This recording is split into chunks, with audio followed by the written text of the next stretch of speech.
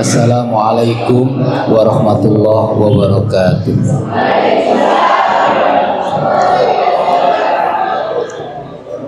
Innal hamdalillah nahmaduhu wa nasta'inuhu wa nastaghfiruh wa nastahdihi wa natubu ilaih.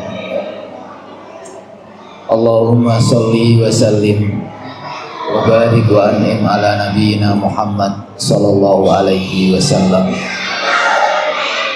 wa ala alihi wa sahbihi wa man tabi'ahum bi ihsan ila yaumiddin, amma ba'du. Ibu-ibu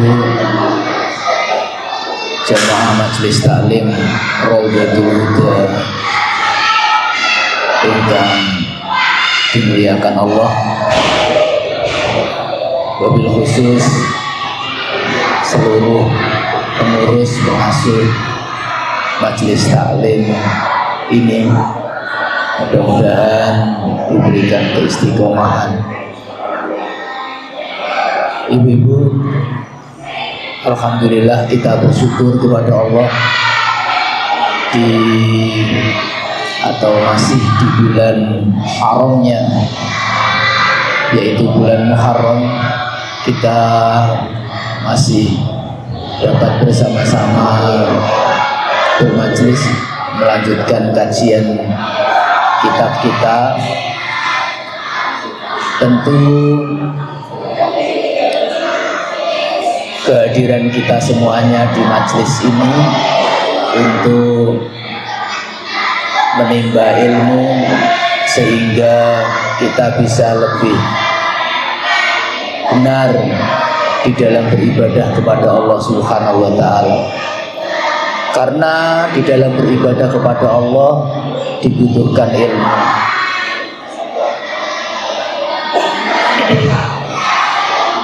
Salawat dan salam mudah-mudahan tetap tercurah kepada baginda besar Nabi Muhammad sallallahu alaihi wasallam, kepada istri-istri beliau, sahabat-sahabat beliau, dan seluruh kaum muslimin yang meniti jalan hidup beliau. Allahumma amin. Suaranya jelas toh mboten iki? Suara kula jelas toh mboten? Halo. Nggih. Majelis taklim di sini itu ditantang sabarnya berlipat ganda. Sabar untuk duduk mencurahkan waktu kita menimba ilmu. Sabar yang kedua, sabar dari keramaian majelis taklim, yang keramaian anak-anak ngaji. Ibu-ibu yang dimuliakan Allah, sekali lagi mudah-mudahan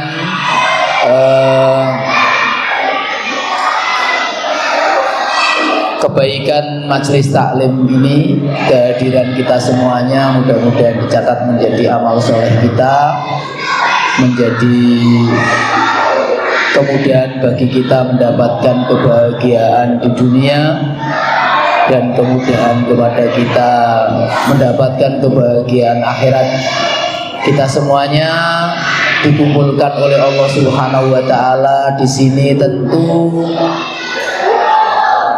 karena Allah, karena ingin menuntut ilmu, ingin supaya lebih bagus dalam beribadah kepada Allah. Maka kita berharap mudah-mudahan besok kita dikumpulkan kembali oleh Allah di surganya. Allahumma amin.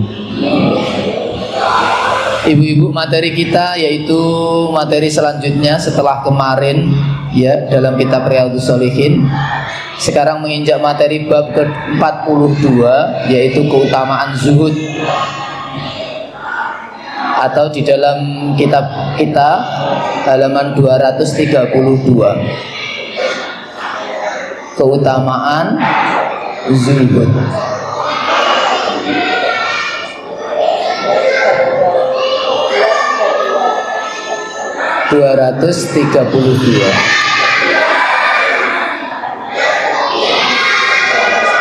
Sudah?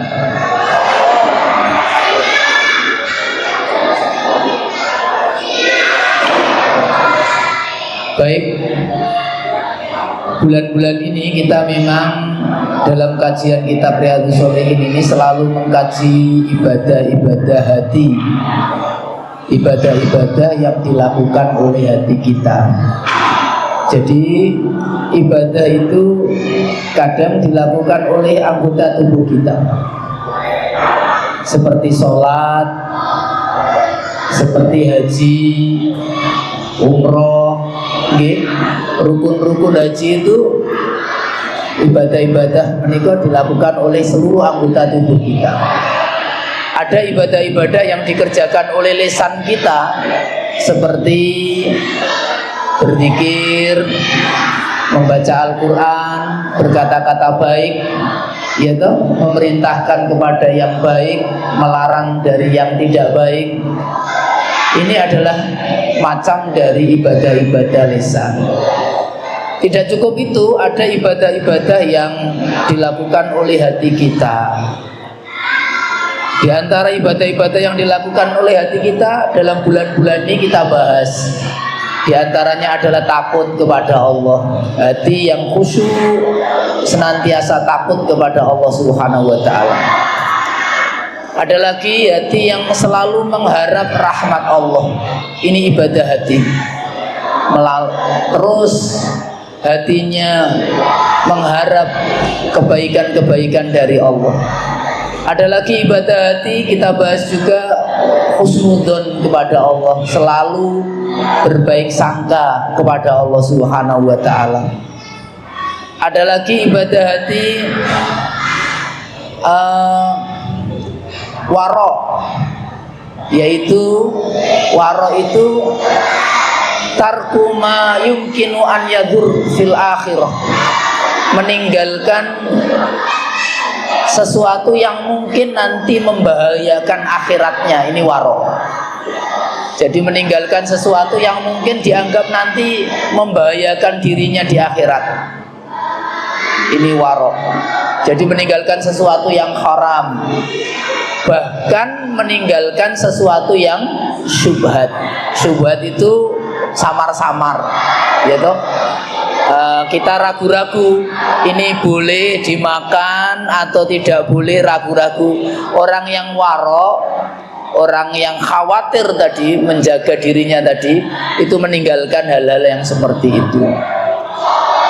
Ada ibadah hati juga tafakkur, merenung kebesaran ciptaan Allah, merenung bagaimana Allah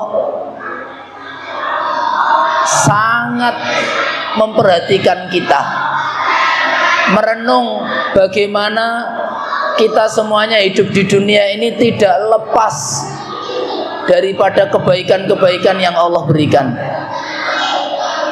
Merenung bahwasanya Allah Subhanahu wa ta'ala dengan kuasanya yang begitu besar mengatur seluruh alam semesta. Ini ibadah hati, nggih. Suatu hari ada sahabat Abu Darda, istri beliau itu ditanya, apa amalan suaminya yang paling beliau cintai, amalan ibadah yang paling beliau cintai, dicintai oleh Abu Darda suaminya. Maka istrinya menjawab, at-tafakkur wa tadabbur, yaitu berpikir dan mentadaburi. Ini ibadah. Berpikir, mentadaburi itu ibadah.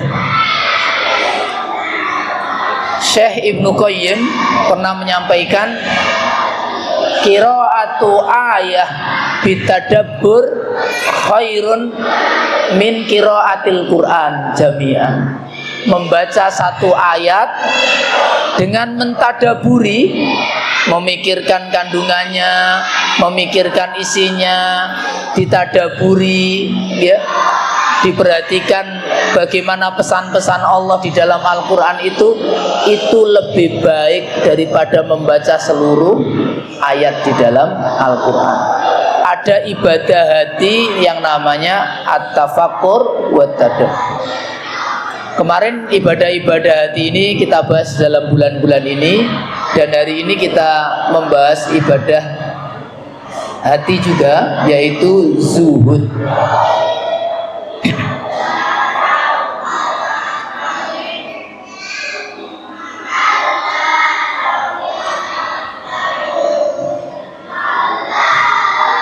Zuhud itu apa ibu-ibu? Siapa yang tahu dapat hadiah? Apa hadiahnya ini panitianya? Zuhud itu apa? Zuhud itu macam-macam para ulama mendefinisikan zuhud ini. Di antaranya zuhud itu tarku ma la ya'nihi fil akhirah, meninggalkan sesuatu yang tidak memiliki manfaat baginya di akhirat. Ini zuhud. Apa ibu? Meninggalkan sesuatu yang tidak bermanfaat baginya di akhirat. Itu zuhud. Lebih baik mana derajat antara sifat zuhud dengan sifat warok tadi? Lebih baik zuhud ini di atas warok, ya toh. Warok itu meninggalkan sesuatu yang mungkin membahayakan dirinya di akhirat. Jadi hal-hal yang haram ditinggalkan, hal-hal yang syubhat ditinggalkan. Orang yang zuhud ini meninggalkan sesuatu yang tidak memiliki manfaat baginya di akhirat. Mungkin sesuatu itu halal, inggih, boleh, tetapi orang yang zuhud itu melihat ini manfaatnya apa untuk akhirat saya. Kalau nggak ada manfaatnya ditinggalkan dia. Ini zuhud. Orang zuhud itu begini ibu. Kira-kira begini. Kalau dia mau memutuskan apa, mau membeli apa, mau menggunakan apa, mau kemana, mau berbuat apa, selalu tanya. Dalam hatinya, dirinya ditanya, apa manfaatnya untuk akhirat saya? Kalau tidak begitu berarti dia tidak zuhud. Ya sudah, selesai. Kira-kira mau beli baju, tanya, baju ini apa manfaat untuk akhirat saya? Ini sifat zuhud itu seperti itu. Kalau nggak ada, sudah nggak jadi beli. Kalau baju ini ada manfaatnya, nanti saya ikut kajian, saya sudah nggak punya baju ganti. Biasanya nggak sempat nyuci, kajiannya di Sedayu Lawas rutin ya, setiap hari ada kajian, jadi harus ada baju kajian. Kalau itu beli, ada manfaatnya untuk akhiratnya. Beli HP misalnya, ya, maka tanya, saya beli HP harga 20 juta, ada manfaatnya enggak untuk akhirat saya? Itu tanya itu. HP ini kalau saya beli HP harganya cuma 5 juta, 3 juta, itu tidak muat untuk aktivitas kegiatan saya. Kegiatan saya dakwah, misalnya dia mengajarkan ilmu atau pengajar, seorang guru, dia harus memberikan pelajaran lewat online, dia harus memberikan pelajaran lewat rekaman-rekaman. Butuh butuh memori yang besar, ya toh. Butuh kamera yang gambarnya kuat, ya. Butuh suara yang peka untuk menangkap suara. Dibutuhkan ini. Kalau nanti HP-nya jelek, gambarnya yang ditangkap jelek, tidak menarik bagi yang lain. Untuk kebutuhan pengajaran, untuk kebutuhan dakwah, maka dibutuhkan HP bagus, beli. Dia zuhud. Jadi zuhud itu enggak mesti, zuhud itu tidak mesti memakai barang-barang yang murah, enggak. Tetapi zuhud itu adalah meninggalkan sesuatu yang mungkin tidak ada manfaat di akhiratnya.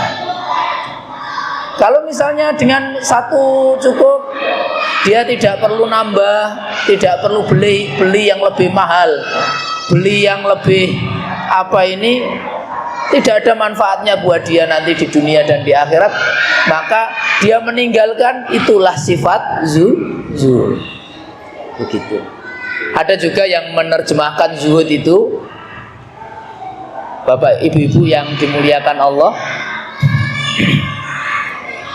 menjadikan dunia itu ada di tangannya, tidak di dalam hatinya, itu zuhud. Menjadikan dunia itu di tangannya, tidak di dalam hatinya. Artinya apa? Artinya dia tidak terlalu memperdulikan dunia. Tidak terlalu memperdulikan dunia. Dunia itu bagi dia ya sebatas sarana untuk mendekatkan diri kepada Allah Subhanahu wa taala. Selebihnya enggak. Ciri daripada sifat zuhud karena dunia cuma di tangannya ibu-ibu nggih. Maka apabila dia tidak mendapatkan sesuatu yang dicari, itu dia tidak terlalu kecewa di dalam hatinya. Karena dunia itu hanya cuma cukup di tangan, nggak sampai sini. Hatinya ini nggak gerundel. Begitu. Apabila ada kehilangan dari dunianya hilang daripada dia, maka hatinya pun tidak terlalu sakit karena dunia hanya ada di genggaman tangannya. Itu adalah ciri daripada orang-orang yang zuhud. Artinya tidak kehidupannya tidak berorientasi kepada dunia. Dunia ini tidak sampai di dalam hatinya. Tidak terlalu mencintai dunia. Orientasi dia akhirat. Makanya tadi kembali pertanyaannya itu adalah, adakah ini bermanfaat untuk akhirat saya? Kalau enggak. Semuanya. Menyekolahkan anak juga begitu, ibu. Menyekolahkan anak ini kira-kira manfaat untuk akhirat saya apa? Ini nanti anak ini diharapkan menjadi anak yang soleh, disekolahkan di tempat yang anak kita lebih mudah untuk mengenal Allah Subhanahu wa taala. Ditempatkan di pesantren, ditempatkan di sekolahan yang kita yakin betul bahwa anak kita akan lebih mudah untuk dekat kepada Allah Subhanahu wa taala. Anak kita lebih mudah untuk mendapatkan ilmu-ilmu agama. Maka ini zuhud. Tapi kalau orientasinya dunia, itu bukan zuhud. Paham ibu-ibu ya? Paham ya? Ini daripada zuhud yang harus kita paham. Nah, zuhud, sifat zuhud menika punya keutamaan-keutamaan. Di antaranya hadis nomor setunggal saya bacakan. Bismillahirrahmanirrahim. An Abi Sa'id Al-Khudri radhiyallahu anhu qol, jalasa Rasulullah sallallahu alaihi wasallam alal mimbar wa jalasna khawlahu faqala inna mimma akhafu alaikum min ba'di ma yuftahu alaikum min zahratid dunya wa zinatiha. Rawahul Bukhari wa Muslim.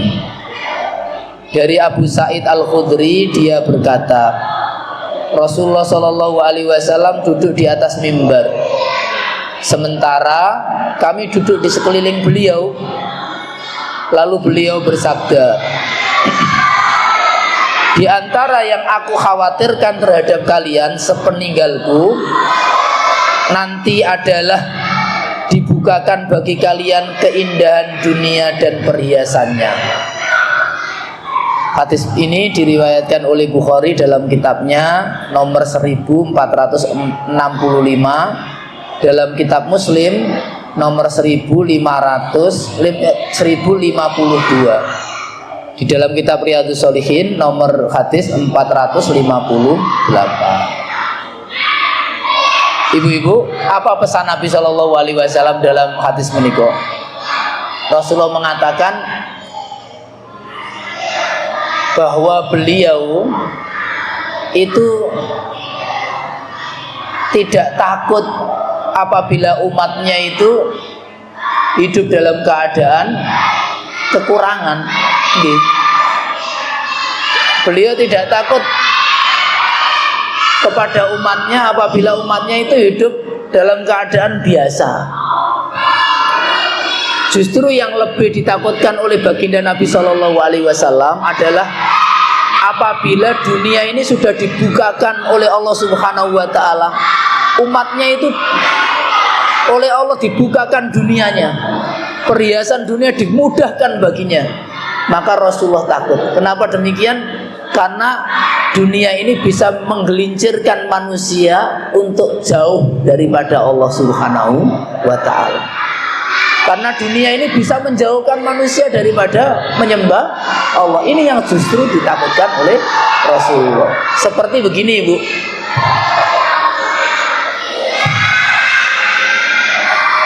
Rasulullah gambaran Nabi itu orang yang taat kepada Allah itu lebih banyak mana orang kaya yang bergelimbangan harta dengan orang miskin mentaati Allah Subhanahu wa Ta'ala.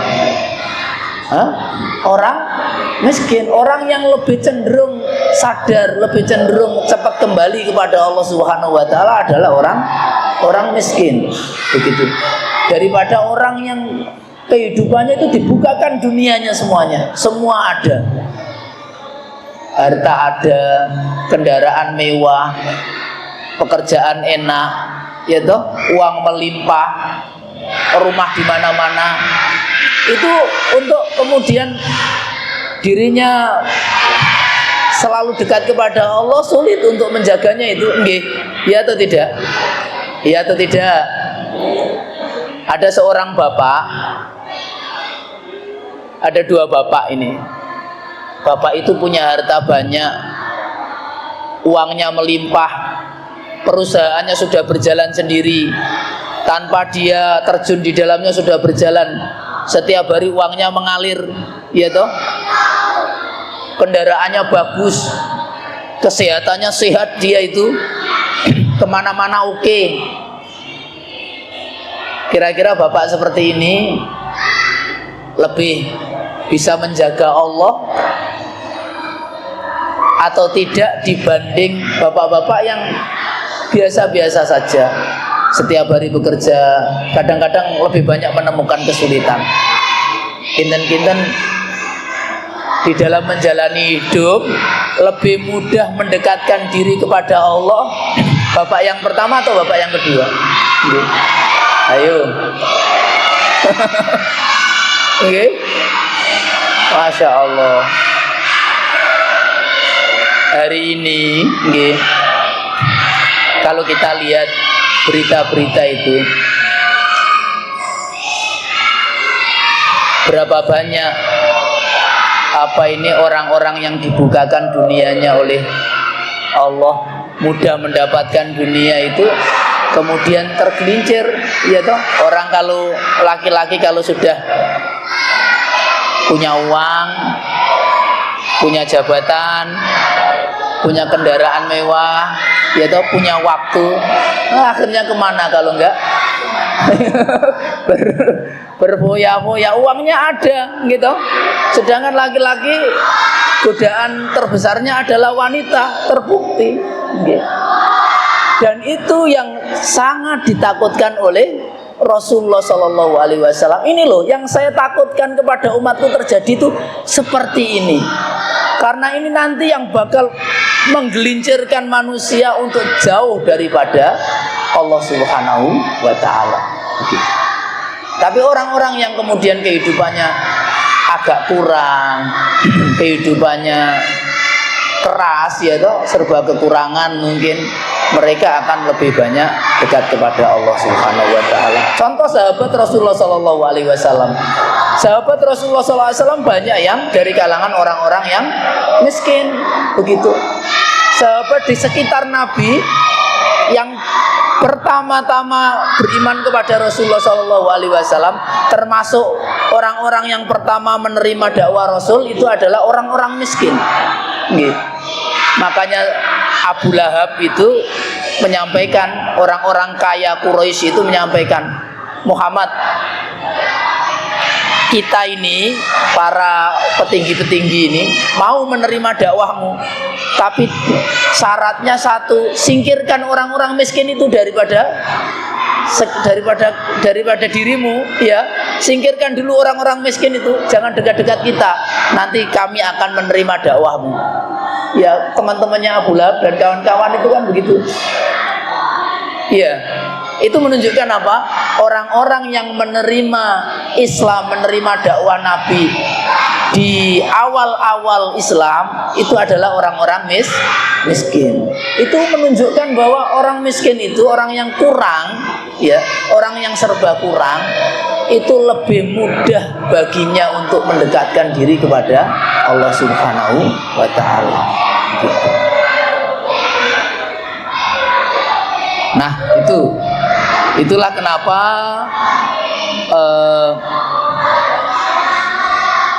Rasulullah Shallallahu Alaihi Wasallam lebih mengkhawatirkan itu, dan itu termasuk anjuran kepada kita dari Rasulullah SAW untuk takut, hati-hati dengan keindahan dunia. Dunia itu melalaikan. Dunia itu melalaikan. Ibu-ibu itu kalau kita dalam kondisi seperti ini bisa ngaji, Bu. Iya, bisa ngaji. Belum tentu kalau ibu-ibu ini dalam kondisi kaya raya, serba melimpah uangnya, ya. Masing-masing di sini punya tabungan 1 miliar misalnya, ya. Kemudian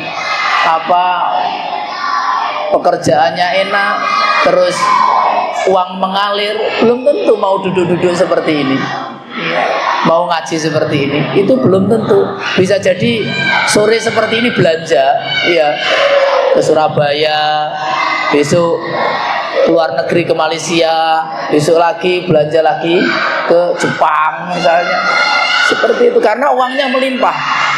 Dan itu yang ditakutkan oleh baginda Nabi Shallallahu Alaihi Wasallam. Orang yang dibukakan dunianya itu lebih sulit untuk bersifat zuhud.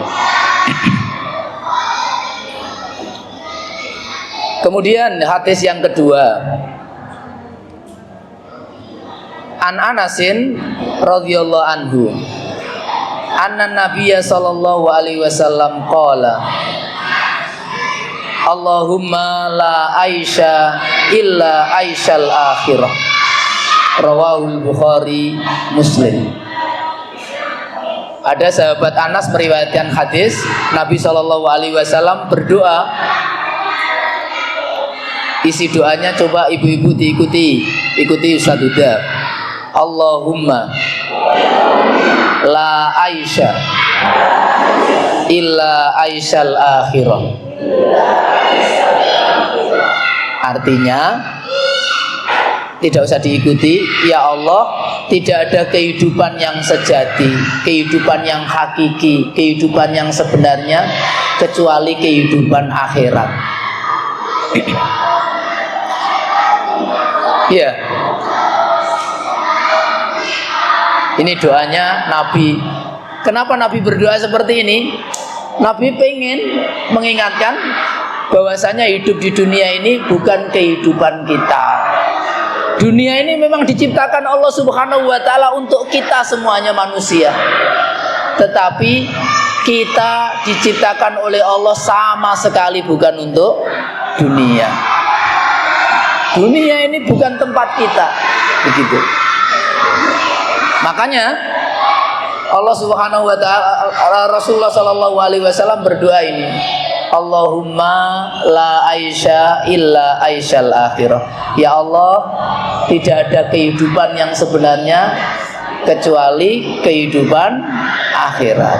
Ibu-ibu yang dimuliakan Allah, Rasulullah Sallallahu Alaihi Wasallam membaca doa ini, Ibu, itu ketika beliau sedang dikepung di perang Ahzab. Jadi dulu itu Rasulullah pernah dikepung oleh musuh-musuhnya, orang-orang Yahudi itu dan orang-orang musyrik Mekah. Itu mereka bersekutu ingin menghabisi Rasulullah SAW dan sahabat-sahabatnya. Maka mereka kemudian sepakat untuk menyerang Nabi. Akhirnya Rasulullah atas usulannya Salman Al-Farisi itu membuat parit, membuat seperti joblangan jeru ya, parit yang lebarnya itu 15-an meter mungkin atau berapa ya, kemudian dalamnya 5 meter, terus panjangnya puluhan meter, mengelilingi, menjaga dari daerah Rasulullah SAW agar musuh apabila menyerang itu tidak langsung bisa menyerang dia, harus turun dulu dan nanti mudah untuk dilawan oleh baginda Nabi dan sahabat-sahabatnya. Saat perang Ahzab itu, saat membuat Khandaq, membuat parit itu, membuat got besar itu ya, Rasulullah bekerja bersama para sahabatnya karena beliau diembargo oleh musuh-musuhnya ya, diembargo, dikepung. Maka beliau pada saat itu hidup tidak memiliki makanan. Rasulullah sampai dikisahkan itu Rasulullah mengganjel perutnya dengan 2 batu, diganjel perutnya dengan 2 batu, diganjel karena beliau tidak mendapatkan makanan. Ada sahabat itu menceritakan sampai-sampai kotorannya para sahabat itu seperti kotoran binatang, karena yang dimakan itu seperti makanan binatang, mereka makan rumput-rumputan begitu. Sedih kehidupan Nabi pada saat itu. Yang merasakan itu tidak hanya Rasulullah, keluarga beliau, istri-istri beliau dan sahabat-sahabat beliau merasakan bagaimana hidup tidak ada makanan, kemudian hendak diserang oleh musuh. Saat kehidupan yang berat meniko, hidup yang sangat terdesak, sangat berat meniko, itu Rasulullah kemudian berdoa, Allahumma la aisha illa aishal akhirah.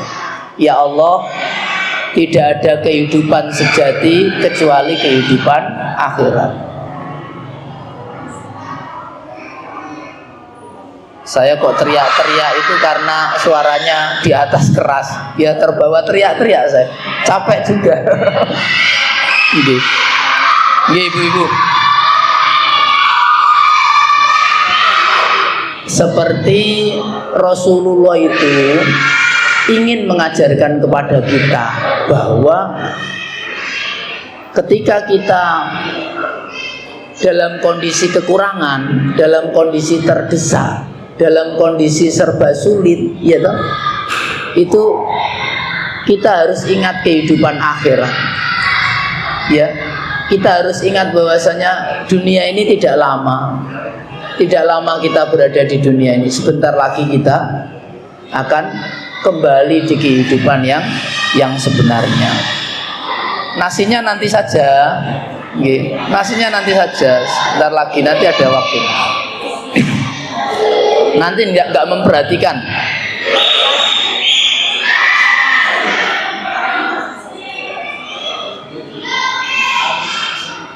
Iya. Ya udah, saya ulangi lagi. Ini memberikan pelajaran ke kita. Kalau kita dalam keadaan sedih, kalau kita dalam keadaan sulit, kalau kita dalam keadaan berat, kalau masalah begitu menghimpit kita, maka ingatlah bahwasanya dunia ini sementara, ya toh, bahwasanya dunia ini tidak lama, bahwa sebentar lagi kita itu akan pindah di kehidupan yang sejati. Kehidupan kita itu bukan di sini, kehidupan kita itu nanti di akhirat. Ini yang diajarkan oleh Rasulullah SAW. Allahumma la aisha illa aishal akhirah. Ya Allah, tidak ada kehidupan sejati kecuali kehidupan akhirat. Ibu-ibu kalau suaminya nakal, ya toh, suaminya nggak nurut, itu doa dengan doa ini, ya Allah, hidup ini sebentar, nggak lama, ya toh, nggak lama kehidupan ini, ada kehidupan sejati di sana. Jadi tetap saja kewajiban kita melayani, dilayani dengan baik. Nggak lama hidup ini, sebentar, ada ujungnya. Ada di sini yang yakin bahwasanya ibu-ibu nggak akan mati. Ayo, acungkan tangan yang yakin akan hidup selama-lamanya. Nggak ada. Ya, hidup ini sebentar. Maka kita harus mengingat akhirat. Begitu.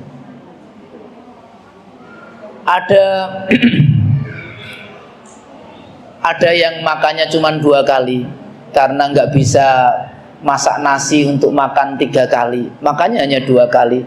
Maka ingatlah ini pesan Nabi ini, Allahumma la aisha illa aishal akhirah.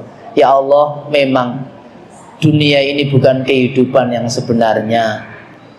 Kehidupan yang sebenarnya nanti di akhirat. Nggak lama di dunia ini, sudah. Sedikit akan terhibur hati kita akan terhibur. Begitu. Ada yang sakit, sudah lama nggak sembuh-sembuh, sakit, sudah lama nggak sembuh-sembuh, juga nggak mati juga. Maka sampaikan kepada hatinya, Allahumma la aisha illa aishal akhirah. Ya Allah, kehidupan ini nggak lama kok, kehidupan ini sebentar. Ya, ada kehidupan yang sejati adalah kehidupan akhirat. Maka akan lebih mudah untuk menerima, akan lebih mudah, akan ringan menjalani kehidupan ini.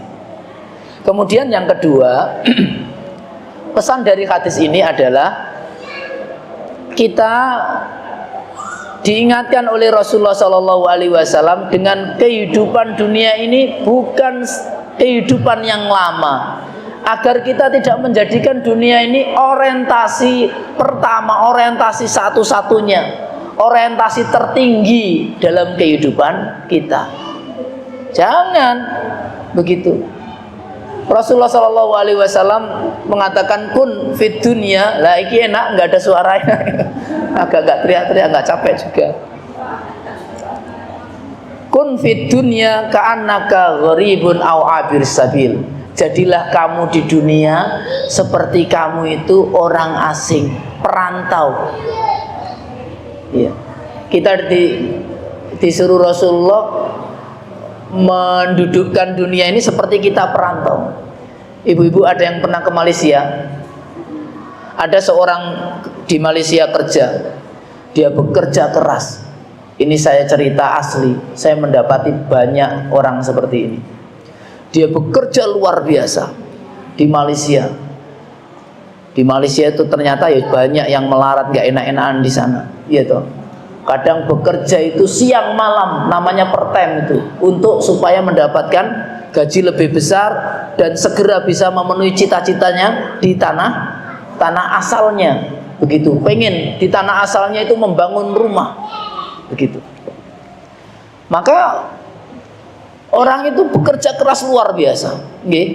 Keinginannya apa? Keinginannya agar nanti dia bisa membangun rumah di tanah asalnya yang akan dia pulang kepadanya. Kan begitu ya orang bekerja itu. Ya, dia dibangun terus, ingin suatu hari nanti dia akan pulang untuk membangun rumahnya, menempati rumahnya yang ia bangun selama ini. Begitulah akhirat, Ibu. Iya, begitulah akhirat. Yang kita bangun rumah di sini atau tidak? Rumah di sini itu rumah yang akan kita tinggalkan. Ada orang itu uangnya banyak, yo termasuk kaya, ya. Kemudian tanahnya banyak. Kemudian kehidupannya itu tidak pernah dia ingat kepada kehidupan yang akan datang. Dia nikmati kehidupan ini. Begitu. Dia bangun rumah megah-megah. Dia bangun rumah yang sejatinya tidak akan dia tempati lama. Begitu. Sekarang jenengan bangun rumah mewah megah, berapa tahun jenengan akan menempati? Akan rugi apabila kita hanya membangun rumah yang akan kita tinggalkan, tetapi kita lupa membangun rumah yang justru nanti akan kita tempati dalam waktu yang lama.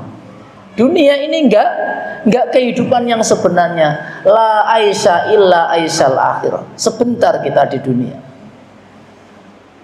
Nanti kita akan kemana? Kita akan di alam barzah. Kita harus memikirkan nasib kita di alam barzah itu seperti apa nanti. Alam barzah berapa tahun Ustaz? Di alam barzah nggak tahu, ribuan tahun, mungkin ratusan ribu tahun sampai hari kiamat nanti. Begitu. Kemudian nanti kita di padang mahsyar. Di padang mahsyar berapa tahun? 50.000 tahun. Kemudian nanti kita akan selama-lamanya hidup entah di surga atau di neraka. Itu hidup lama. Dunia ini hanya 60 tahun. Bagaimana kita bisa membangun rumah megah untuk kita tinggali 60 tahun? Kemudian kita melupakan rumah kita yang untuk kita tinggali dalam jangka waktu yang lama. Ini orang yang tidak cerdas. Ya. Ini diingatkan oleh baginda Nabi SAW bahwa Allahumma la aisha illa aishal akhirah. Ya Allah, kehidupan ini enggak sebenarnya, nanti sebenarnya kehidupan akhirat. Begitu. Ini menghibur sekali doa ini. Dibaca ibu ya kalau lagi sakit, sulit, nyampaikan itu.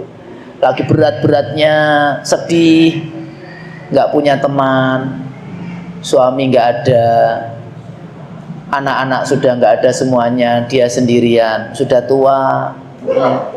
Ya banyak berdoa, Allahumma la aisha illa aishal akhirah. Dunia ini sebentar kok, nggak lama, nanti akan kembali kepada Allah Subhanahu wa ta'ala. Apa sih yang sudah kita perbuat untuk Allah? Apa sih yang sudah kita perbuat untuk membangun kehidupan kita di alam barzah nanti? Harus ditanyakan, apa sih yang sudah kita lakukan untuk nanti keselamatan kita di alam barzah?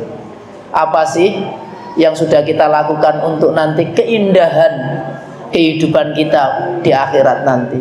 Harus ditanyakan. Nah, ini untuk kebaikan hidup kita.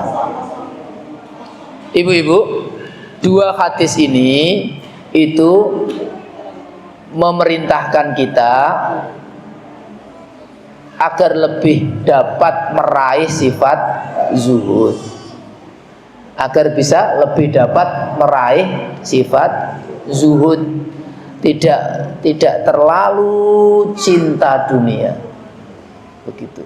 Jadi diingatkan dengan dua hadis ini. Rasulullah SAW ternyata nggak suka kita hidup apa itu dengan berkaya raya, itu nggak suka. Bolehlah berkaya raya asalkan kita masih dapat ingat kepada Allah Subhanahu wa ta'ala. Dan ini sulit, begitu. Ini sulit. Sebagaimana yang dikhawatirkan oleh baginda Nabi SAW tadi. Ibu-ibu sampai di sini bisa dipahami? Ada pertanyaan toh mboten? Silakan.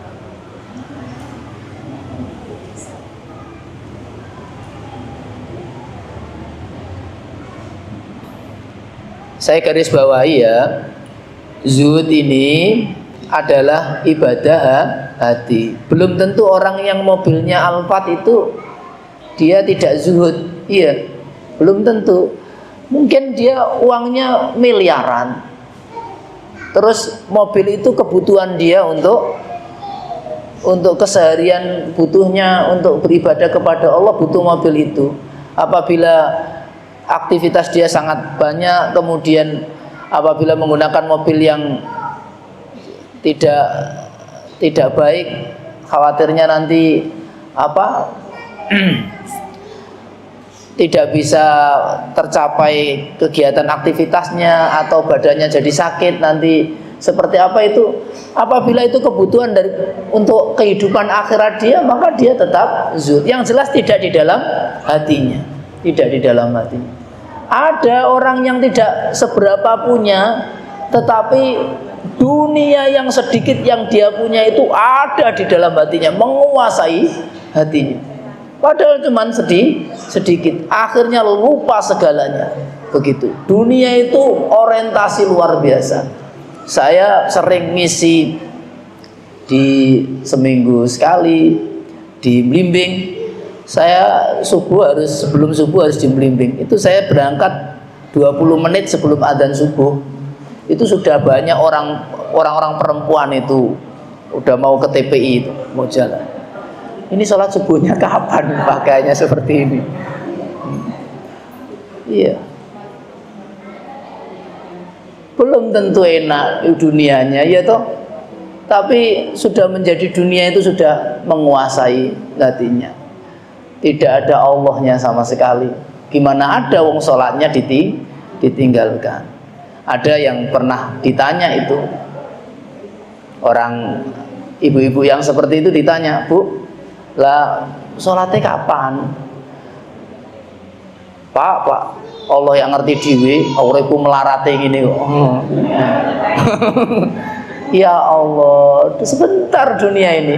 Melarat di dunia nggak apa-apa, yang penting kita nggak melarat ya di akhirat. Toh kan sudah sering kita jelaskan, dunia ini sudah ditulis, Ibu. Tabassam falaisa hunaka sayun tahsuruh. Kita menjalani dunia ini santai saja, santai menjalani dunia ini. Nggak ada di sana yang akan merugikan kita, itu nggak ada. Farabbuka maujud, Allah ada bersama kita. Kenapa kita rugi? Kita kan bahagia bersama Allah Subhanahu wa taala. Warizquka maktub, bagianmu wis ditulis. Nggih. Nggak bisa mendapatkan yang bukan bagian kita. Sudah ada di Lauhil Mahfuz bagian kita. Kenapa ngoyo-ngoyo? Sudah ditulis. Nggak usah rebutan dunia ini. Santai saja. Wa umruka mahdud, umurmu terbatas. Nggak usah capek, nggak usah sedih, nggak usah terlalu terbuai. Allah Subhanahu wa taala bersama kita, cukup kita bahagia bersama Allah Subhanahu wa taala. Kemudian apa yang menjadi milik kita tidak akan dimiliki orang lain. Apa yang menjadi milik kita tidak akan dimiliki orang lain. Panjenengan sudah hidup sekian tahun lebih tua daripada saya, ya toh. Mosok panjenengan nggak mengalami pengalaman itu? Saya aja mengalami banyak sekali kok pengalaman seperti itu. Nggih. Apa yang kita kejar itu kalau bukan punya kita, kalau bukan ditulis Allah Subhanahu wa taala untuk kita, nggak akan kita dapatkan. Itu pasti. Ya, saya itu pernah, Ibu, mudah-mudahan cukup waktunya. Saya itu pernah dagangan itu tak naikkan sepeda motor semuanya, mungkin 10 atau belasan juta burung itu saya jual. Saya dari rumah sampai Bojonegoro ke barat sana, setiap toko itu tak tawarin terus. Saya sudah niat di dalam hati, pokoknya saya harus bekerja ini. Itu Bojonegoro panas, Bu. Nggih, ada Pertamina itu panas. Itu saya sampai kelelahan minum es ini, tawarin. Itu satu pun nggak ada yang laku. Iya. Saya kejar, saya berusaha betul. Iya. Terus sampai saya pulang dari Bojonegoro itu belum menyerah, mau nawar-nawarin yang tadi ketika berangkat itu belum saya tawarin. Itu sampai nangis, Ibu. Ya rodok nelongso, ya Allah iki piye ya Allah. Nggih. Ustaz iki wis ngerti.